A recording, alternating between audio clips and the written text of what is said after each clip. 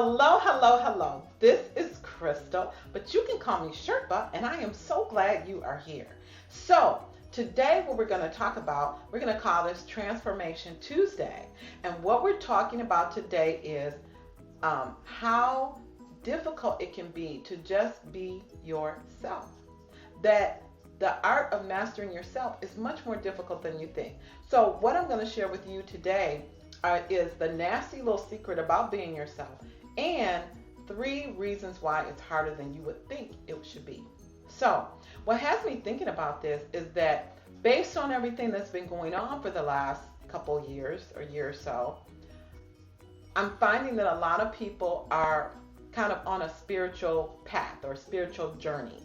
And this tends to happen when things aren't going well, which they haven't been, or you're challenged, or you're exposed to something you've never experienced before, and you don't feel like you know what to do. These are times where I know for me, we tend to want to go inside, connect with Source, get some higher wisdom. And so there's a mass activity in that area that's happening right now. And there's a ton of people out there to help. There's tons of coaches. You're a coach too. Did you know you're a coach? It's just a matter of what degree you pursue sharing your wisdom and knowledge and life with others. But I believe that everybody is some kind of coach. But so the challenge is that because there's so much information out there, it's very difficult to even get help to get to know who you are. And you may be thinking, I already know who I am. I do me. I know exactly what that's about. Well, the first reason why I think that's very difficult is that you really don't know who you are. Most likely, you don't. There's some facets of your personality that you're connected with, but the reality is that you may not really know who you are. And why is that? I personally think it's connected to the way society has just been structured in terms of being more industrial. It's been beneficial for people to have some level of conformity to a certain extent so that we can easily kind of plug and play people into different roles in society. And when we do that, it tends to create an environment where some aspects of you won't share. When I was in corporate America, I always felt that there was a piece of me, a piece of my personality, a piece of who I was that I couldn't share because in the environment that I was in, I had to, be a certain way. You have to conduct yourself in a certain way. One, to be polite and to make sure that everyone feels comfortable. And that's a good reason, but sometimes it causes other people to feel less. And so you may not know who you are because you've been conditioned to be, to a certain extent, a conformist. The second reason is that the beliefs that you have. So you think, no, I know who I am. I know what I'm all about. So, hey, I don't need to have anybody tell me. Well, here's the challenge with what you think you know about you. What you think you know about you is based on the beliefs that you think you have because of experiences that you've experienced. But very rarely are the beliefs that you have original to you. Very rarely are the beliefs that you have through experience. Belief by definition is something that you haven't experienced. So a lot of times, especially as we're growing up, our parents establish our beliefs, our religious organizations establish our beliefs, our teachers establish our beliefs, when we get older, our peer groups establish our beliefs. Very rarely is it something that you just experienced and said, oh, wow, you know what? I think that's not a good thing to do. A good example would be your parents say, don't touch that, it's hot. Don't touch the stove, you'll get burnt. Don't touch the stove, you'll get burnt. But in your mind, you're like, but I'm going to touch the stove.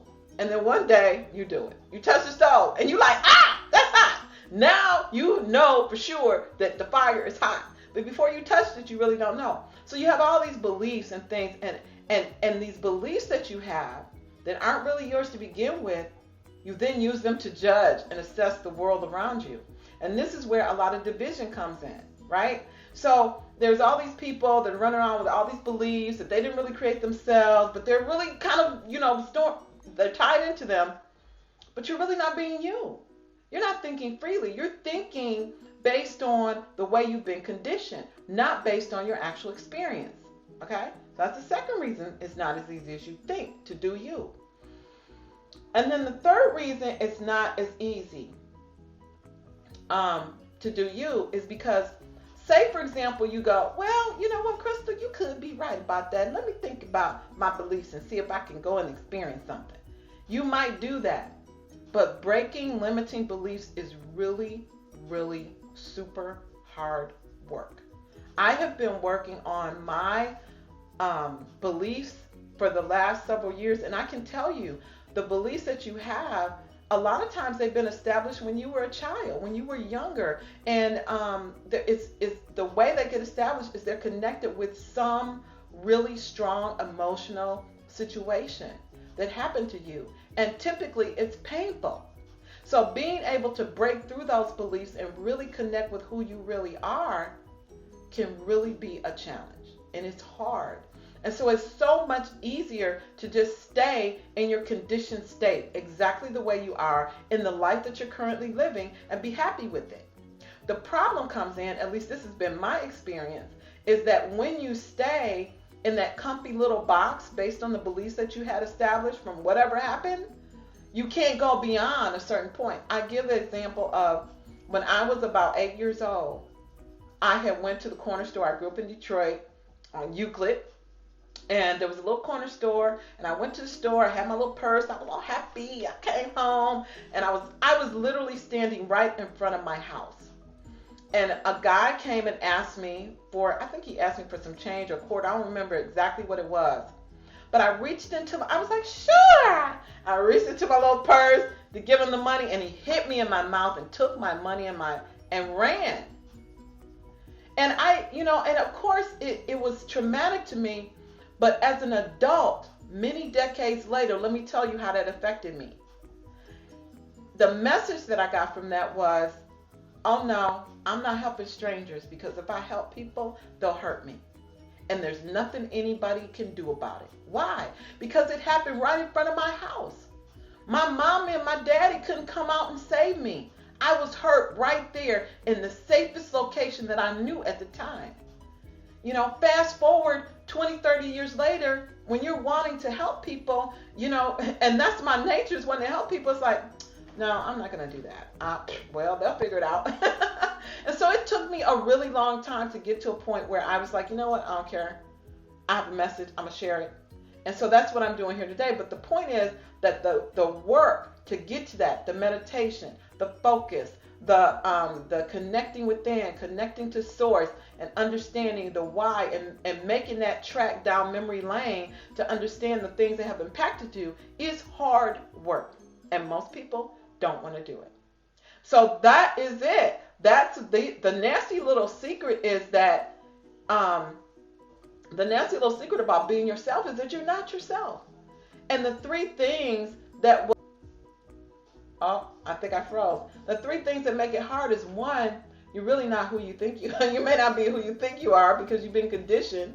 The second thing is the beliefs that you have are probably not your beliefs to begin with. So they don't even represent your experience. And so they've tainted the way you view the world, the way you judge people. And so those all need to be broken through. But the third thing is that it's hard to break through them. And so who wants to put themselves through the challenge of breaking through beliefs? Nobody. But somebody, because you have to. So anyway, that's what I wanted to share today. I'm definitely getting back to doing my Facebook Lives, and I hope that was helpful for you. If it was helpful for you, then definitely please share my video.